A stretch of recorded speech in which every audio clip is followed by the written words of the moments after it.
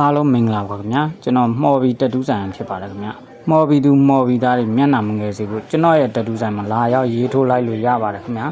လက်ရာတွေကတော့မြင်တဲ့အတိုင်းပဲကြိုက်တဲ့ပုံများရေးထိုးနိုင်ပါခင်ဗျာဈေးလည်းတက်တာတဲ့ဈေးနှုန်းတွေနဲ့ရေးချပေးနေပါတယ်ခင်ဗျာ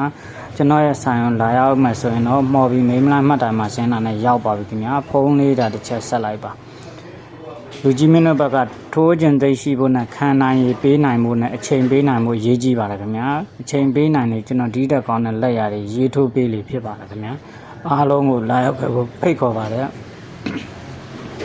ကျွန်တော်ဆိုင်မှာစိတ်ချမ်းချမ်းသာသာနဲ့လိုချင်တဲ့ပုံများကိုရေးထိုးပြီးစိတ်ချမ်းသာတဲ့တက်တူးတွေကိုလည်းရအောင်ရေးထိုးပေးပါလားခင်ဗျာ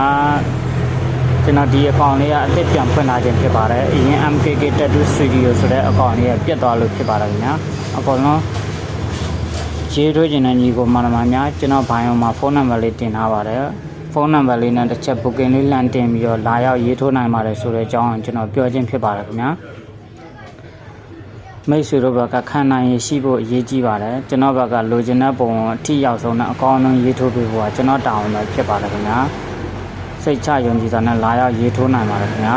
ဒီပုံလေးတွေကတော့ကျွန်တော်ထိုးထားတဲ့ဒီ Jasper ပုံလေးကတော့လွန်ခဲ့တဲ့2လလောက်ကစေးအကြံဖြစ်ပါတယ်ခင်ဗျာဆိုင်မှာလာရောက်တိုင်ပင်ဆွေးနွေးနိုင်ပါတယ်ခင်ဗျာအားလုံးမင်္ဂလာ